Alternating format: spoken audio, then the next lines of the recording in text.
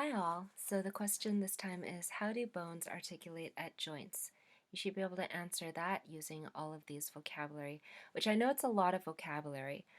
For this lecture, I do recommend that you take notes using some sort of a chart or other type of visual, like maybe a mind map or a concept map. First, we're going to talk about the functions of joints and how to classify them. And we're going to mainly spend our time on structural classification of joints and synovial joints in particular. Last of all, we'll discuss arthritis and other inflammatory conditions that can degenerate joints over time. Speaking of arthritis, in June 2020, right in the middle of the COVID-19 pandemic and the George Floyd protests, I got a call from the auto shop saying my car was ready and I should come pick it up. And so I thought I'll save some time by taking my son's Razor scooter. Didn't save me any time at all because I went over a crack in the sidewalk and the base of the scooter swiveled around and crashed into my ankle and broke it in multiple places and dislocated it too. So you can see here my ankle is dislocated. Here you can see the tibia, I'm sorry, the fibula. The fibula is broken. A piece of the tibia broke off. You can see right here, again, the bone is dislocated and so it's not aligned against my foot. You can see how the bones are right up against each other. And there's also a piece of bone that broke off on the back of the tibia as well. So this is what my ankle looks like now. Lots of plates and screws. But what I want you to notice is look at the alignment between my tibia, my tarsals, and my fibula. And it's perfectly aligned now to the point that I will be able to walk again pretty soon. Um, the thing is that if the alignment is off by even like a millimeter or a fraction of a millimeter, what will happen is over time the bones will start to grind against each other unnaturally and wear down the cartilage at the epiphyses of my tibia and my fibula and my tarsals. And that will eventually lead to osteoarthritis at some point in my future.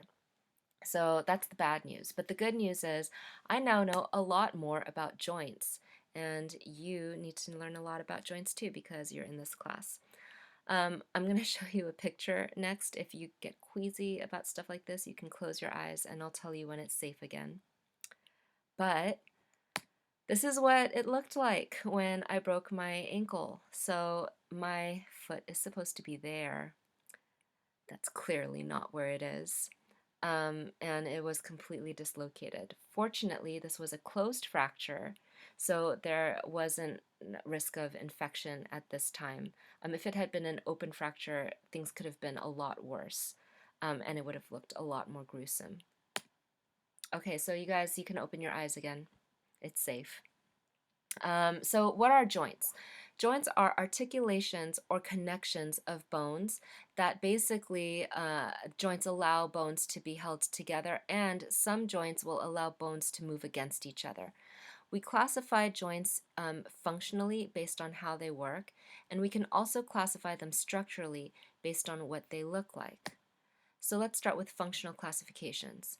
Synarthroses are immovable joints, where syn means together, and synarthroses are where the bones are knitted together.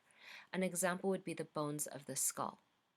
Amphiarthroses are slightly movable joints. So amphi, think of like, ambi as in like ambidextrous or amphibian.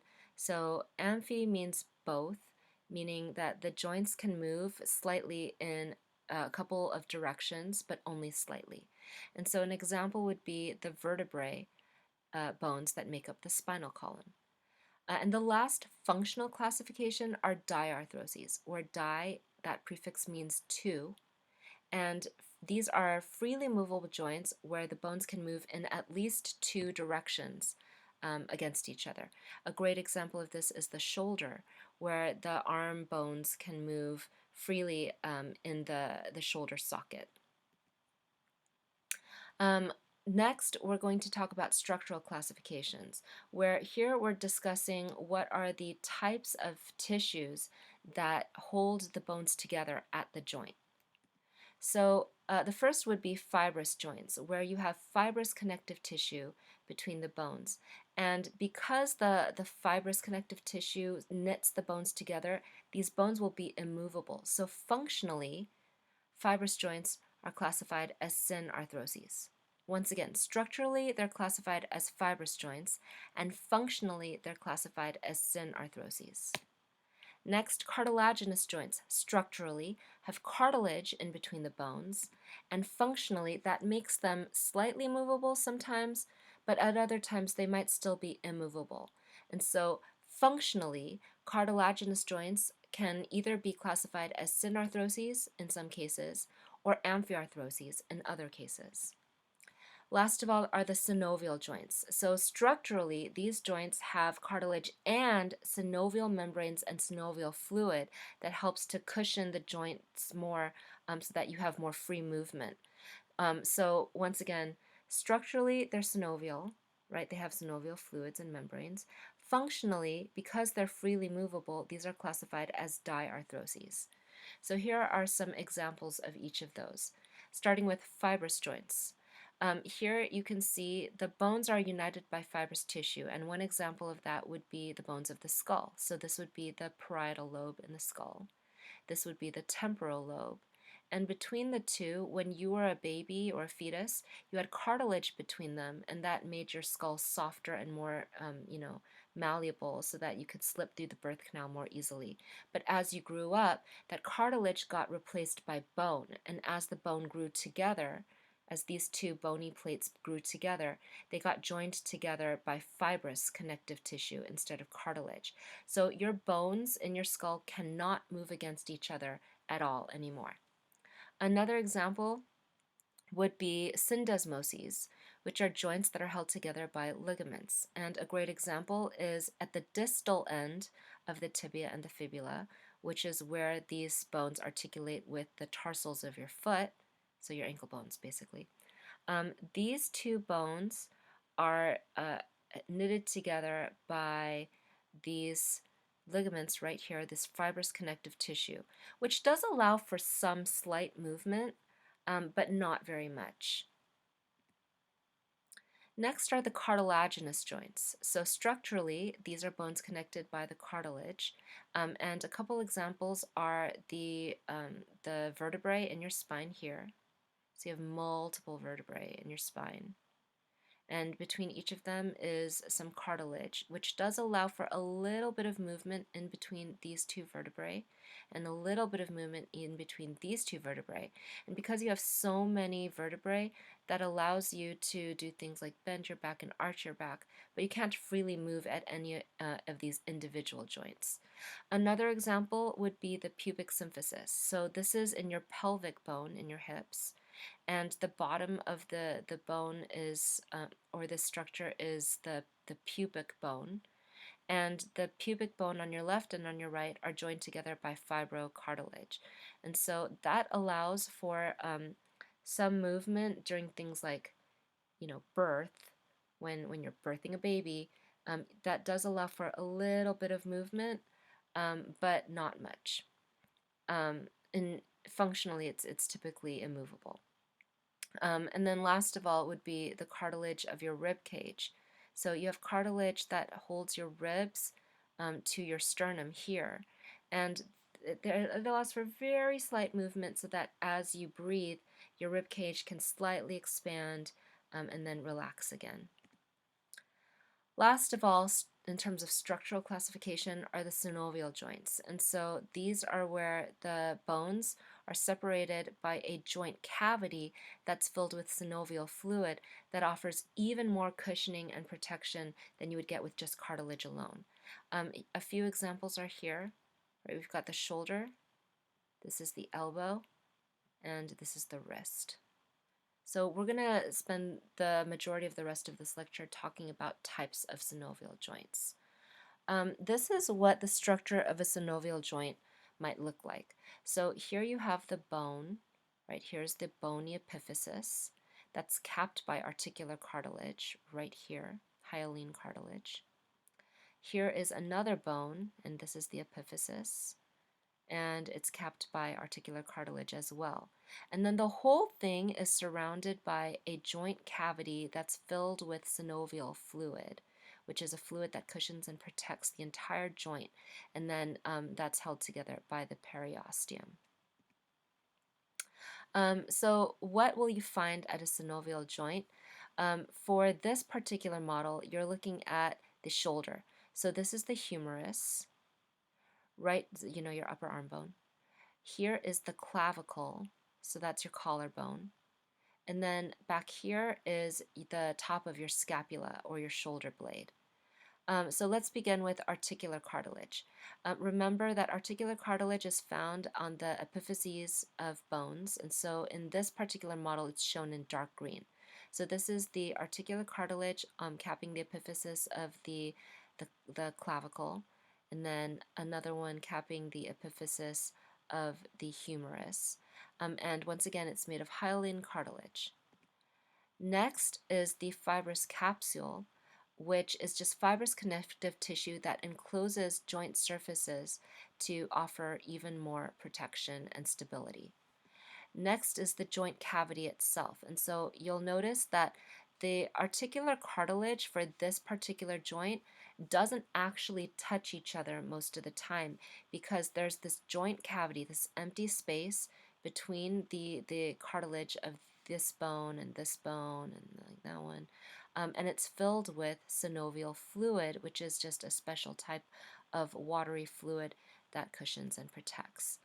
Next, you have the ligaments. So the ligaments basically connect one bone to another bone to stabilize it. In this case, the ligament starts here at the clavicle and then stretches across the entire joint. And then it got cut off in this model, but just imagine this ligament stretching all the way down, down, down, down, and anchoring on this humerus. And so this ligament is made of connective tissue that reinforces and further stabilizes the joint. So these are the characteristics that you'll find in synovial joints. In addition to them, at some joints, the ones that basically get the most abuse from, like the way you live your life, so the ones that take the most impact in your life, like at your knees, for example, you'll find additional structures as well. One would be the bursa. So the bursa is an additional just fluid-filled sac full of synovial fluid that you'll find um, that just like further lubricates and cushions the space between two bones. And then in addition to that, you may also find the tendon sheath. Well, we'll get to that next. One thing to note is that the bursa can sometimes become inflamed. That might be because you've just been applying a lot of friction because of the way that you've used your bones over time, especially if you're doing high impact sports. That can cause friction to eventually wear down the bursa and cause it um, to tear, and then the fluid just kind of like leaks out and causes this inflammation. Sometimes you can also get an infection there, which can cause it to be inflamed even more. Other times you might have actual trauma, so maybe a blow to the joint that causes the bursa to erupt, and then that just floods the tissues with synovial fluid. Um, I actually also got bursitis a few years ago when I was trying to, help my son with his tricycle, and then he ended up like just like free, wheeling down a slope, and I tried to stop him, and I ended up falling, and I got bursitis in my knee, and my right knee swelled up as big as like a softball. It was scary and it was painful. And then it went back down on its own over time. But I did have to watch it and I had to wear crutches. So, anyways, the moral of that story is having children is dangerous to your joints. Okay, and then the next feature that you might find at a synovial joint, not all of them, but at high impact ones, are tendon sheaths. So tendon sheath is basically an elongated bursa that wraps all the way around a tendon, which is the connective tissue that connects bones to muscles. You can also get tendinitis, which is when you get inflammation of the tendon sheaths. And so here, for example, you can get elbow tendinitis, or you can get an inflamed Achilles tendon. And those can be painful and temporarily crippling as well. Okay, so now you know the structure of a synovial joint. Next, we're going to talk about the different types of synovial joints that you'll find in the body based on their shape. And so this is a great summary chart for the different joint types and some of the examples of places in your body where you might find them. And so you can pause the video here and study these, and you can come back to this point in the video afterwards to study them again as review. But let's start with the first one. So a ball and socket joint is a freely movable synovial joint where the bones can move in all directions. And so here, this is your scapula and your clavicle, and then here is your humerus. And this is a ball and socket joint because the humerus can move forwards and backwards and up and down in all directions in this socket right here. Another example of that would be the hip. So this would be your pelvis, your pelvic bone, and here would be your humerus. And you have a ball and socket joint right there. So the head of the humerus bone is structured so that it can move freely within that socket. In this summative model, it's shown in yellow. This joint is shown in yellow, and here's the inset right here. And yellow stands for multi-axial. So multi-axial is just another word that we use to classify the type of movement that you can get at this joint. Multi meaning many, axial meaning axes. So not just an x and a y axis, but also like a z axis. So just in all directions. Next are hinge joints. So hinge joints, a great example of them would be the joints that you'd find right here at the elbow. So you have the humerus here, and you have the ulna and the radius here. And you can see that the ulna articulates with the humerus like a hinge.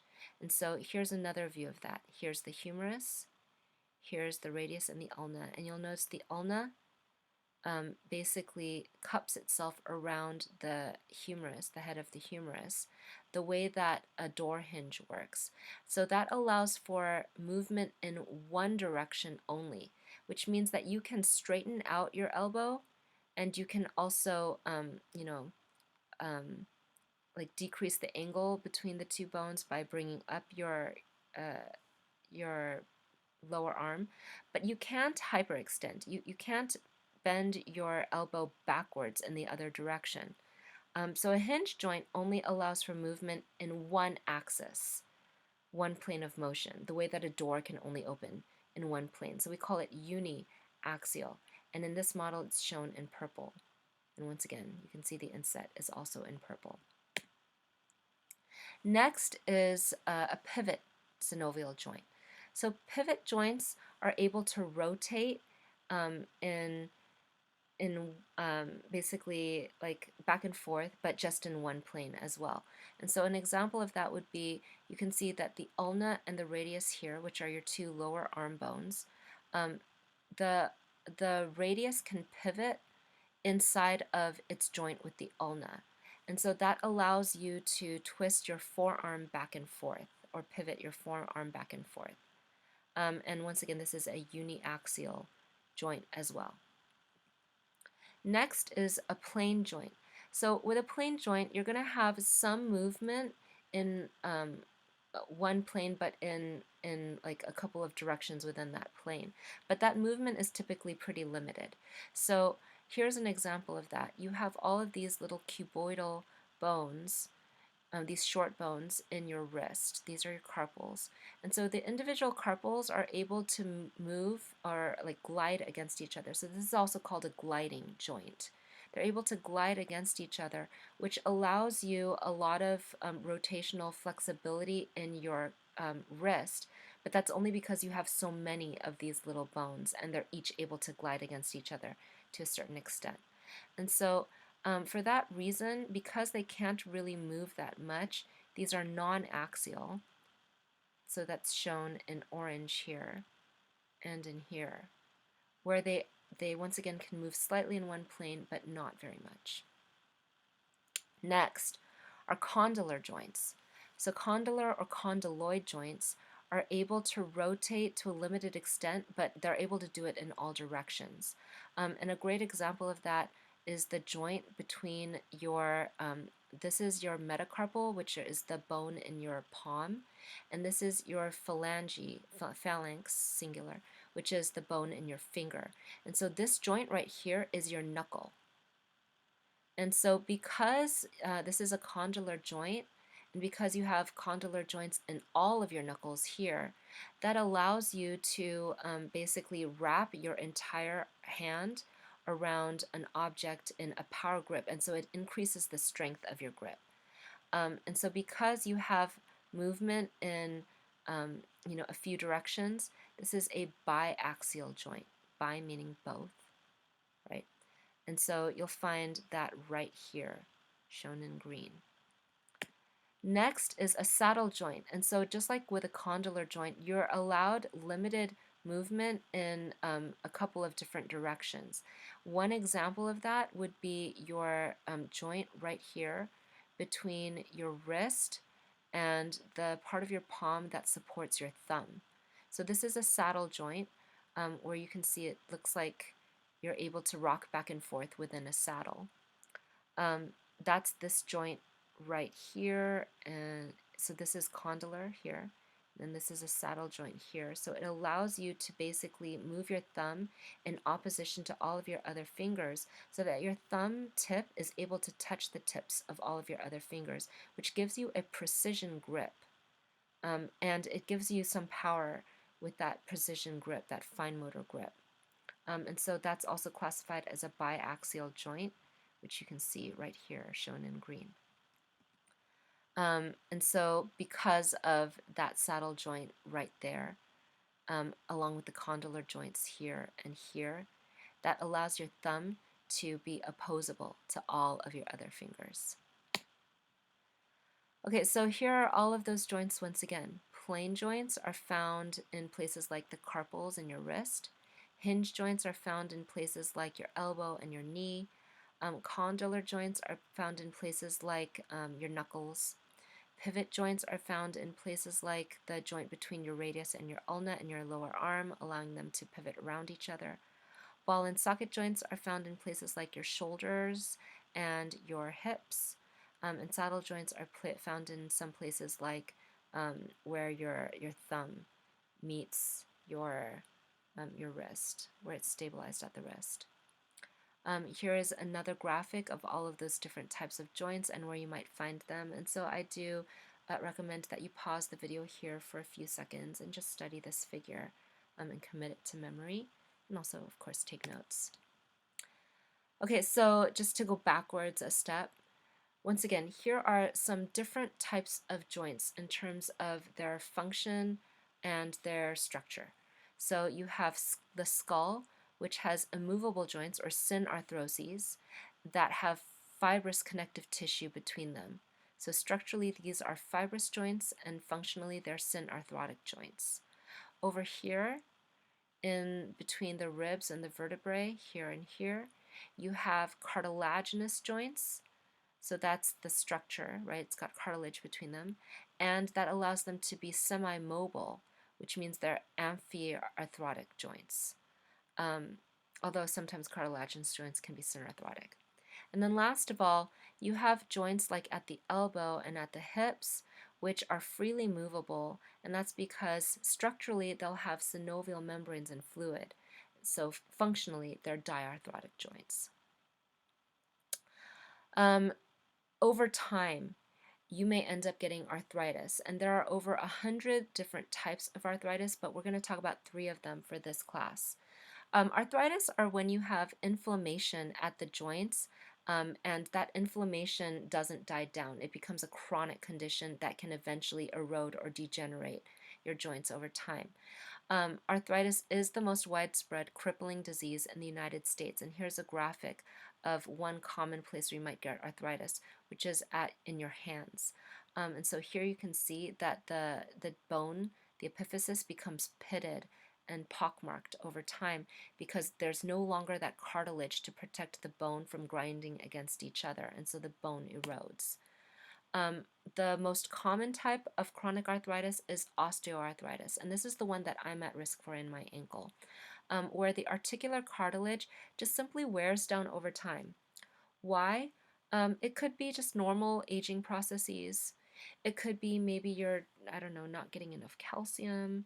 Um, it could be that you've played a lot of high impact sports over time, and so that wears down the cartilage in places like your knees or your ankles um, or your hips. So especially things like running track or playing football or playing other high impact sports, they can erode your cartilage over time. The next type of arthritis is rheumatoid arthritis.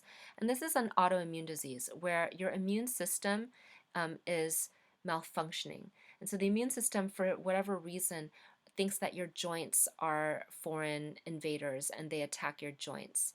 And so the symptoms begin with inflammation of certain joints, but then over time it gets worse and worse, and it can lead to deformities like what you see here. And so here you can see, once again, chronic and crippling inflammation at the joints. And then the last type we'll talk about for this class is gouty arthritis, also just called gout.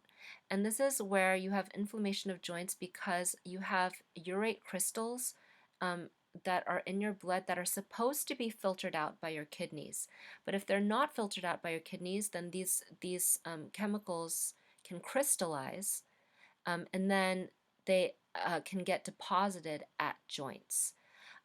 Why do people get this? Sometimes it's genetic. Other times it's that they are just eating too much of certain types of vitamins or minerals that they're getting in their diet. So like calcium, for example. And then the excess minerals are not being filtered out by their kidneys. But once again, there's usually a strong genetic component that goes along with that. So you can see the model here, deposition of crystals at the joint, and then that can lead to painful arthritis. Okay, you guys, here are your key takeaways. Remember that bones articulate at joints, which means they connect at joints, and they can be classified functionally based on how much movement is allowed at the joint. So synarthroses, amphiarthroses, diarthroses. They can be classified structurally based on the types of tissues found at the joints. So fibrous, cartilaginous, or synovial joints. Synovial joints allow for free movement because of structures at the joint that stabilize, protect, and cushion bone epiphyses. So think of the synovial fluids at the joint cavity, think of bursae, stuff like that. And then because of the presence of these structures, you can have hinge joints and ball and socket joints and condyloid joints and things like that. But over time, joints can become inflamed, which can lead to arthritis and other inflammatory disorders like bursitis or tendinitis. Okay, guys, I know that was a lot of information. Let's see if you can answer the essential question at the beginning of this lecture using the vocabulary that appeared throughout this lecture. Wow, that's a lot of slides. Okay, so once again, here is your essential question, and if you can answer that question using these vocabulary, then you have mastered this topic.